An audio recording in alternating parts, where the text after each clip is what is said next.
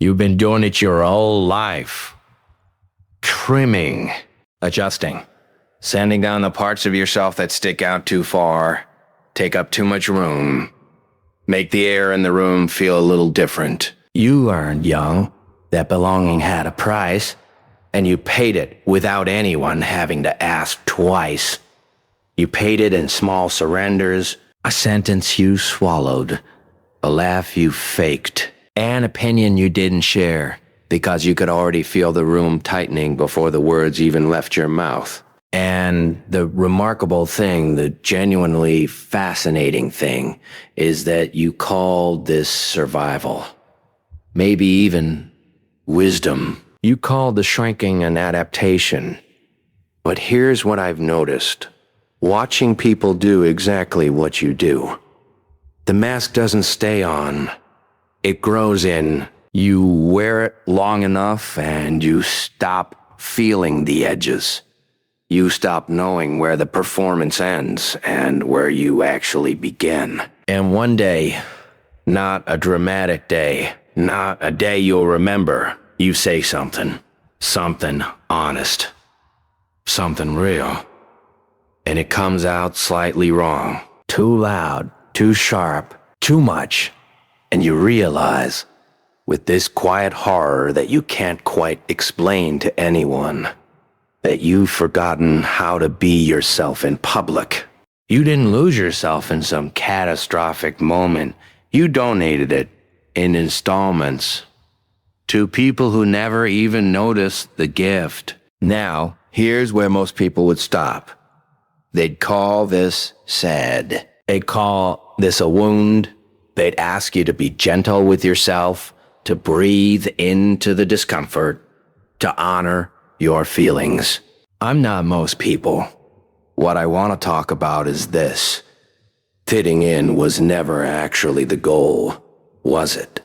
It was the compromise you made when the real goal felt too expensive. And I want to show you exactly how absurd that transaction looks from the outside. You ready? No. Good. Let's go anyway. It starts earlier than you remember.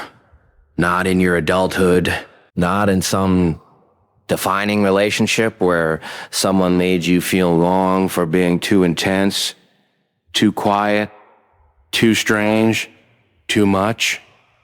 Earlier, before the vocabulary for it, there was a moment, maybe in a classroom, maybe at a table with your family, maybe just in the middle of a sentence you were saying out loud when you felt the shift.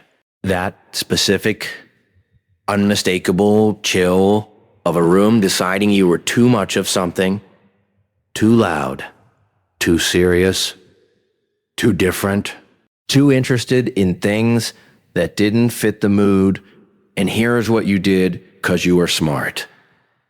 You adapted immediately. Mid-sentence, maybe. You reshaped the thought, softened the edge, turned the real thing into something smaller, something safer, something the room could metabolize without discomfort. And the room relaxed, and someone smiled at you. And that smile went into you like a drug, because it told you, this version of you, this edited, reduced, manageable version is acceptable. Welcome, even. That was the bargain. You just didn't read the fine print. The fine print said, this acceptance isn't free. It renews monthly. Every room you walk into, every relationship you want to keep, every version of yourself you present to the world, it will cost you. Constant maintenance, constant monitoring. You will spend more cognitive energy managing how you're perceived than actually living. You'll sit in conversations and think not, what do I actually believe about this? But what can I say that won't create friction? You'll make yourself smaller in rooms where you should be the most alive. And you'll call this emotional intelligence. You'll call it social awareness. You'll call it maturity, even. Because the alternative, saying what you actually mean, being what you actually are, taking up the space you actually require, that feels dangerous, irresponsible, selfish. But I want you to sit with something uncomfortable for a moment. The exhaustion you feel, that bone-level, inexplicable fatigue that hits you after spending time with certain people. People who are perfectly pleasant, perfectly nice, who've done nothing technically wrong. That's not social fatigue. That's the metabolic cost of performing, of maintaining a character. Actors talk about it. The sustained effort of being someone slightly other than yourself for 2 hours is physically depleting. You've been doing it for years, decades,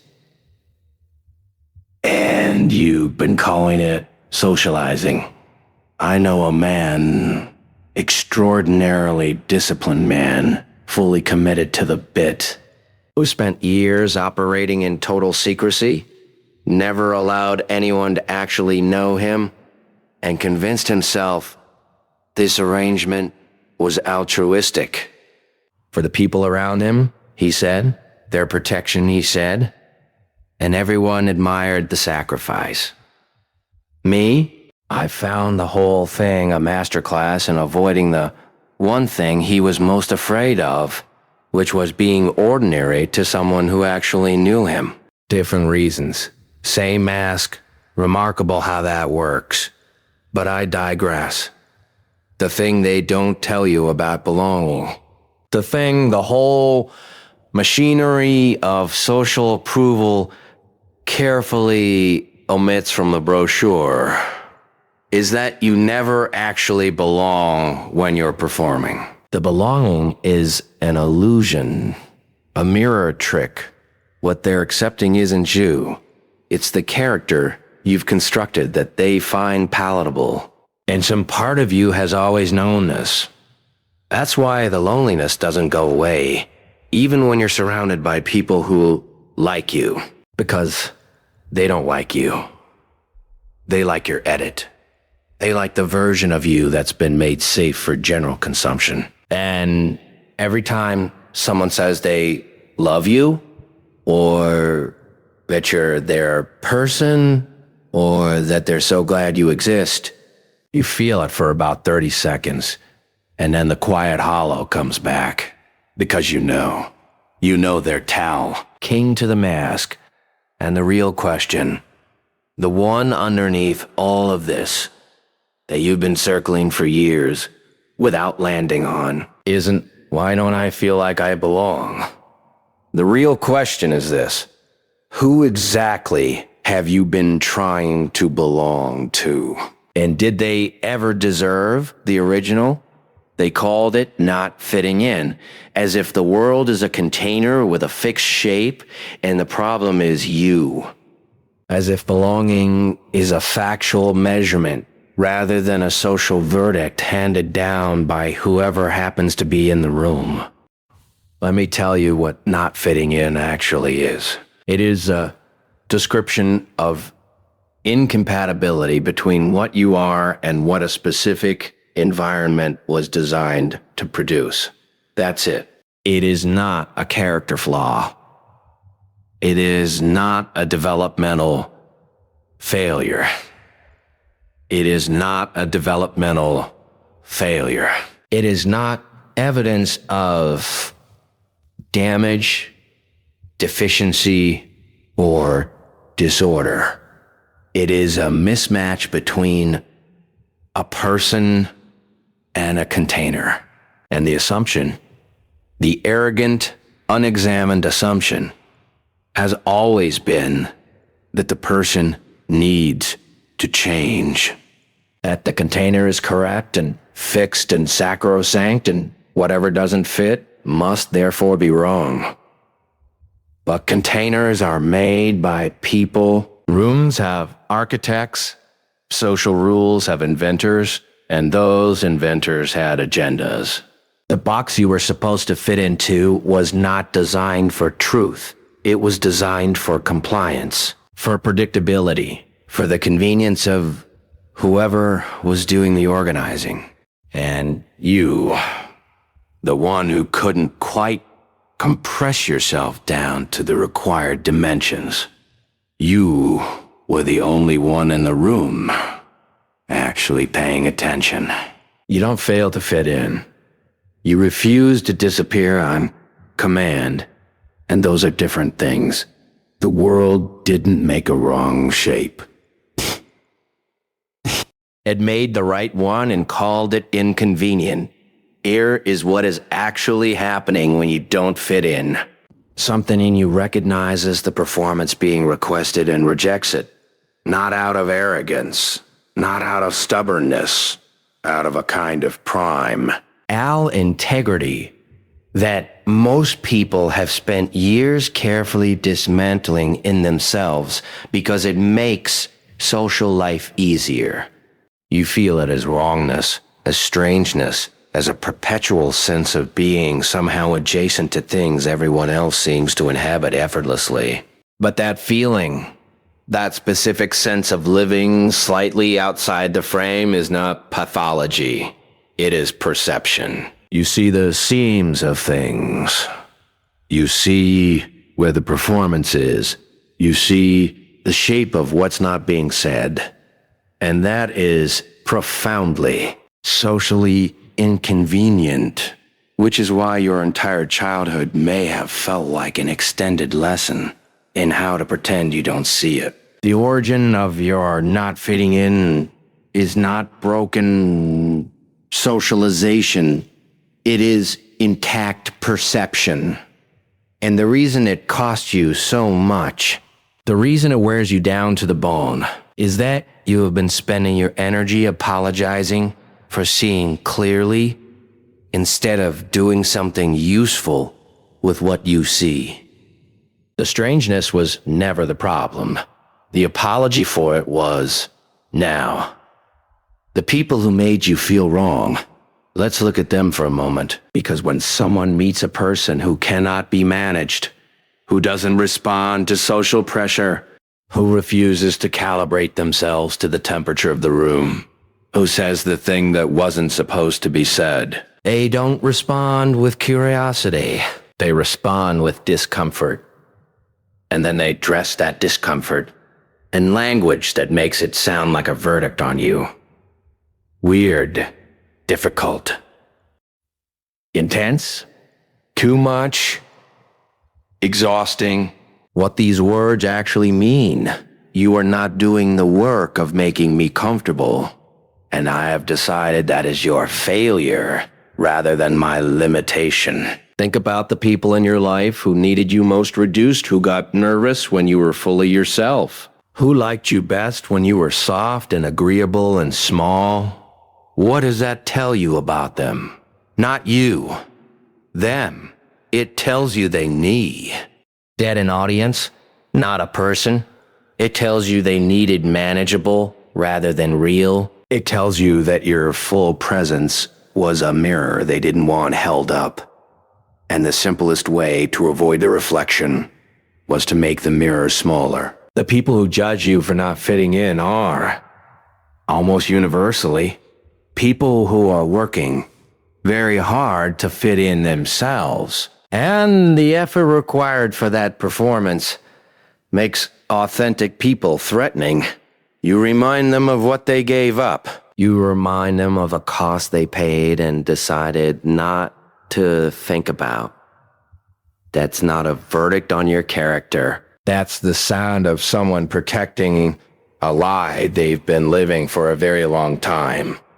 You know, I once watched someone become deeply, personally offended by a person who simply refused to follow rules that everyone else had accepted without question. The rule follower wasn't cruel about it, just genuinely puzzled. Couldn't understand why anyone would stay inside a line that hadn't been explained. And the people defending the line they couldn't explain it either, which was, I thought, the most interesting part. The line existed because the line existed. And the person asking why, that was the problem.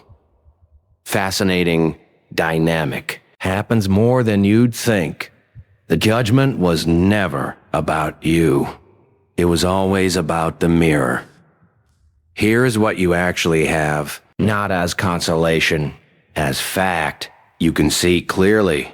People who have not spent years performing a character have access to their own perception in a way that lifters of masks generally do not. Your judgment of situations, people, and dynamics is less corrupted by the need for social approval because you've already accepted that social approval is unreliable. You have been pre-disillusioned from a very young age, which means you are not going to have the midlife collapse of someone who maintained a comfortable illusion for 40 years and then, whoa, catched it crack. You have range. The person who has never learned to fit in has, out of necessity, explored the edges of who they are. That exploration is uncomfortable, but it produces a kind of interior architecture that purely social people rarely develop. You know, things about yourself. Not everything. Nobody knows everything, but more than most. Because the alternative, the comfortable middle, was never fully available to you. So you mapped the less traveled territory instead. And you create differently. Whatever you make, ideas, relationships, work, art, conversation, it comes from something that hasn't been processed through the conformity filter. That difference, that quality of being slightly off the expected frequency is not a bug in the output. It is the source of the output's value. The world does not need more well-calibrated average. It is already drowning in it. Your misfit status was your competitive advantage. You just didn't know it had a name. Point 5, distinguish misused from owned here is the difference. Pay attention to this one. The same quality, the same refusal to disappear, the same capacity for unfiltered perception, the same inability to maintain a performance indefinitely, can look like two entirely different things depending on one variable.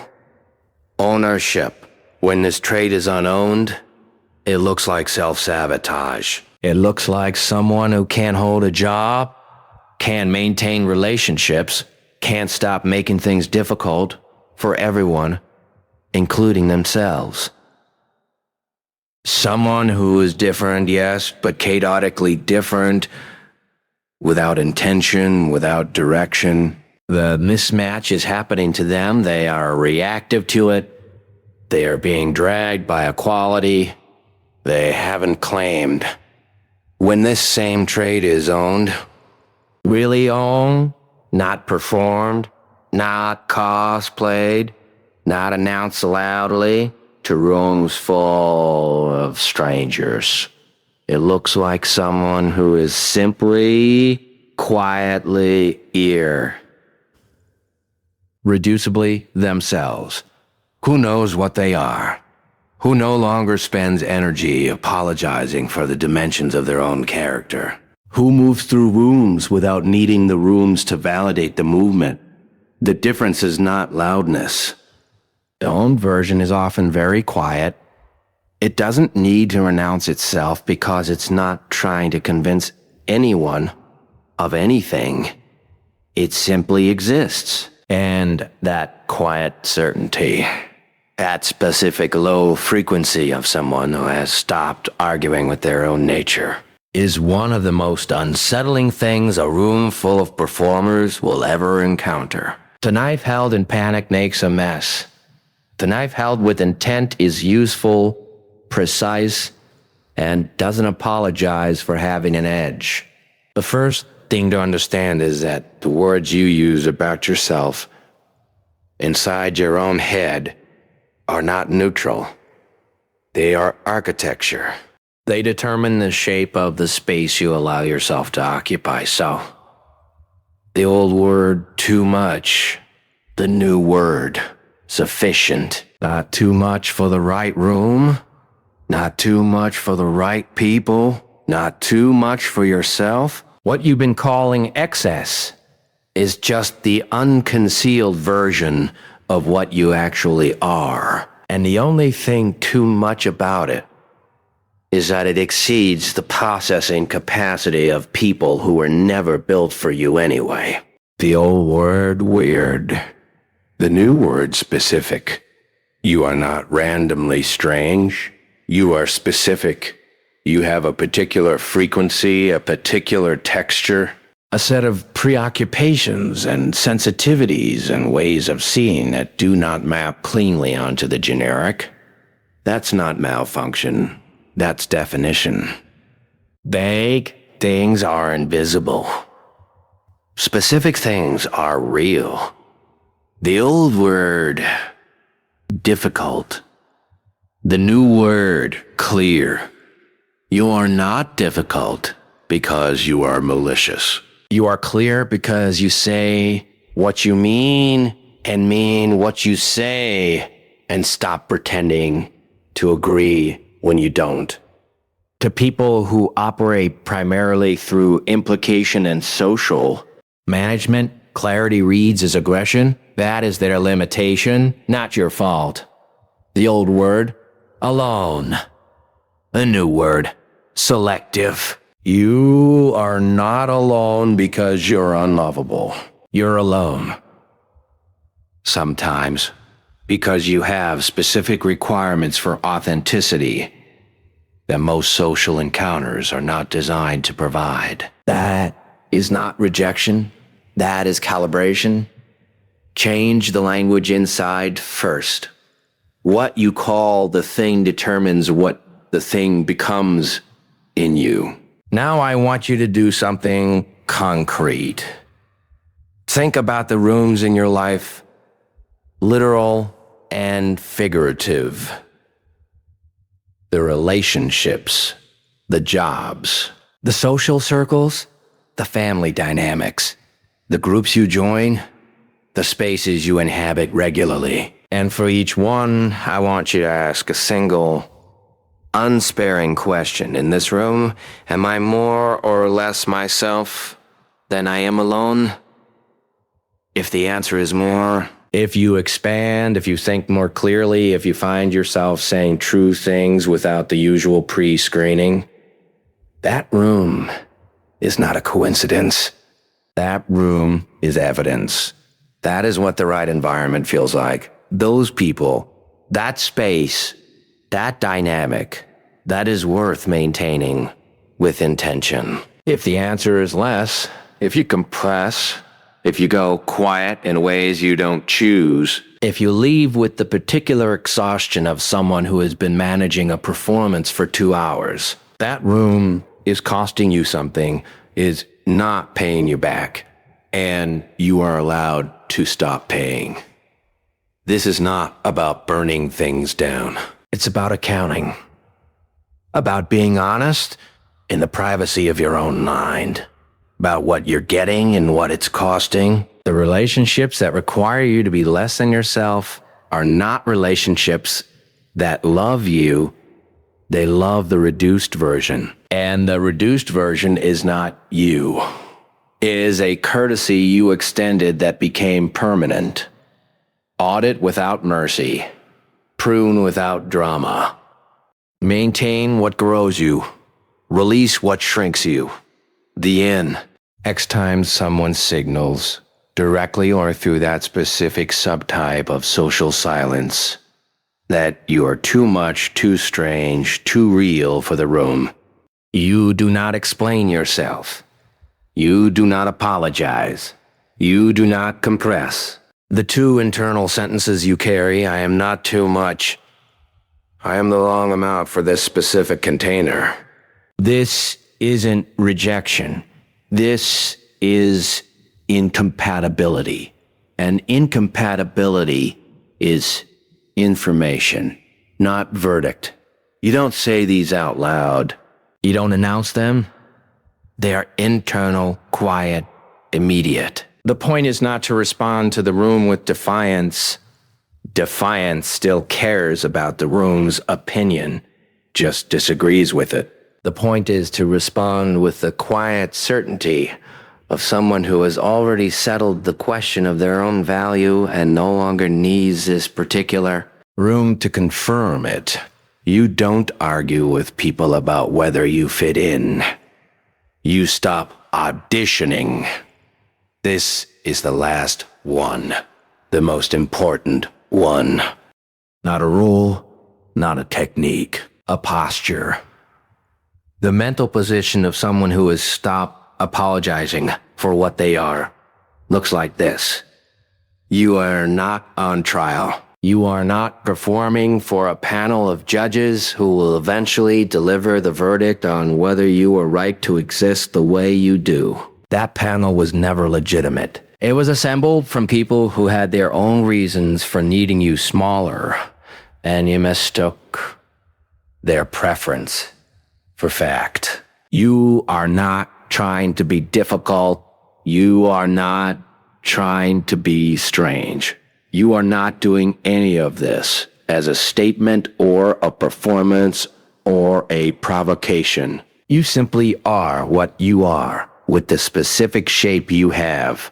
What you are, with the specific shape you have. And you have stopped apologizing for the shape because apologizing for the shape because apology was never going to change it, and you have better things to do with your time.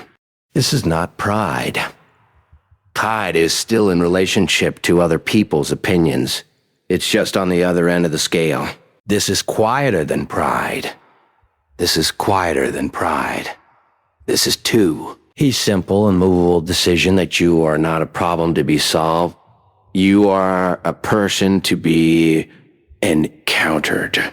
And the right people will encounter you with curiosity and recognition. And the wrong people will find you inconvenient. And that division, that clean, clarifying division, is the most useful thing that could possibly happen to you. Stop shrinking for rooms that were never built to hold you. Let me tell you what this is actually about. Not fitting in is not a personality quirk. It is not a childhood wound that, with the right work, you will eventually heal your way out of. It is not something you will fix by finding the right social circle, or the right city, or the right therapist who finally understands. It is a structural fact about a certain type of mind encountering a world that was organized primarily for the convenience of people who don't ask to. Many questions. This world, the social world, the professional world, the relational world, runs on a particular kind of agreement, unspoken, inherited. The agreement is this: we will collectively maintain certain fictions about merit and fairness, about the value of conformity, about the importance of being liked, about the relationship between belonging and worth.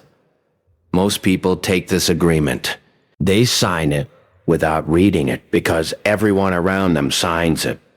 And because the alternative, the cost of refusing it, looks, from the outside, like chaos. You never quite signed it.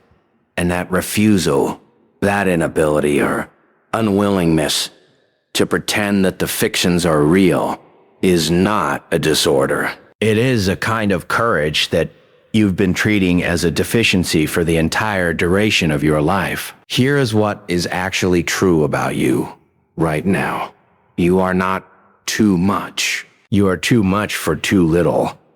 You have been presenting something large to containers built for something small, and interpreting the mismatch as your failure.